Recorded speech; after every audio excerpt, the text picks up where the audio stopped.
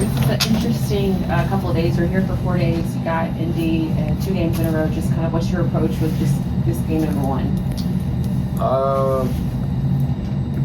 Obviously a team that very well coached team, a team that is finds a way to compete no matter who's out there.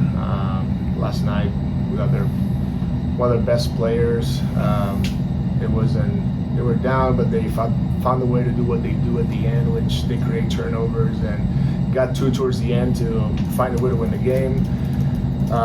Their ball pressure is one of the best things they do. It's one of the things that we struggled, and get to play against a team that we haven't played for a little bit, and playing back to back is always good because you take it as almost like a playoff series, right? And playing every other day also helps you physically. Now that we've played 5 and 7, having the chance to have 24 hours in between games is always good, because I think you find a way to have a better rhythm, and it's going to be a good challenge for us. So we'll be ready. For Cam Johnson, he's out tonight due to just rest. How is he doing? Is there any level of concern? Yeah, he's doing great. I mean, it goes down to we just played 5 and 7, and then we played at Boston, and I've been playing him a lot of minutes, looking at the loads and numbers and where guys can, their bodies can break down a little bit. I think we have to be cautious, and that's why he's having this game, and then he'll be back. Zaire Williams has been shooting the ball really well. I think he's made 3 in 17 straight games. Just what behind the scenes work have you seen from Zaire, and what's kind of impressed you the most? Yeah, like you said, putting his work every single day with the coaches, with Connor. He does a great job. He's a very positive kid, good energy, always smile on his face, great teammate, and he puts all those reps that then help in the game. So he's taking the right shots, and like you said, that's helped him make it 3 in whatever consecutive game, which is a good thing to see, and we want him to keep shooting. With Zaire, actually, you kind of look like his three-point rate is up, free throw rate is up. He's also shooting at a career best. How much do you guys talk with a guy like him, or really anybody, about hey, you see these numbers here, kind of showing you're playing the way that we want you to play, and it's also kind of paying off for you individually? Yeah, so we have obviously their player development plans and their goals, and in a way that we do it, that we present to the players the things that we want to see and how the results are going to show up, and we keep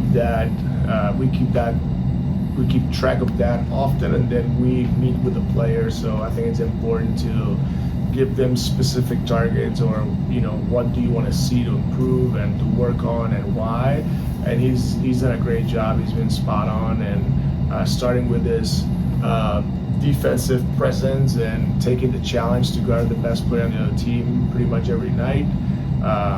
And then, like you said, all those catch and shoots, and how efficient he's been getting to the free throw line, made his free throws. I remember right now Milwaukee made big free throws at the end for us to win that game. So he's been a big part of what we've done so far. And then kind of just generally, you've talked about getting 1% better every day. I think you've said it just about every day that we've talked with you too. But what are kind of when you think bigger picture, the strides that the team and the culture of the organization have made? What are the big picture things that you think of as we head towards the end of the season? Yeah, I think right now is the day-to-day. It just shows with the competitiveness, the good spirits, our ability to be in games or win games, and I think that goes with showing up every day and working and getting better. A lot of the things that you guys cannot see, but we really value the day-to-day work and what this group is doing, and this is just the first year right now.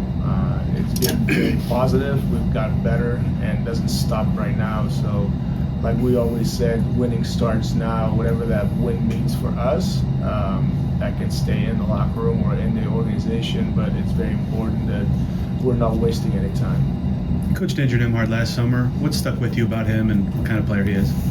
I loved my time with Andrew. Extremely competitive, believe in himself, always takes pride of defending the best player in the other team. Obviously, his ability to score as well, his size. it was great to get to coach him, to go through the Olympics. He was, part of a great run, and I remember that game against Spain that he had like an amazing game, and I really, really enjoyed coaching him. You mentioned believing in himself. 3 years in the NBA, he's had 3 or 4 of these last-second game-winning type of shots.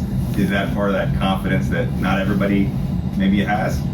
Yeah, and I think it's important in the NBA, not just players, but also coaches, everybody. You need to believe in yourself. He does. Even yesterday, you see he shoots a 3, misses the 3, they get the offensive rebound, he shoots it again, and he makes it. So that's who he is, and that's the reason why, he makes an impact. He's a winning player.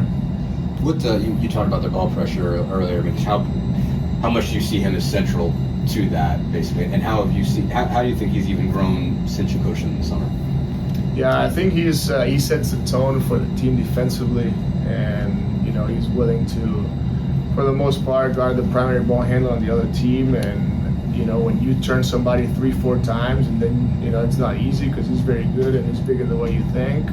And like I said, it sets the tone for the rest of the team. Then good defensive teams create points off turnovers, and I think he's very, very, very good at it.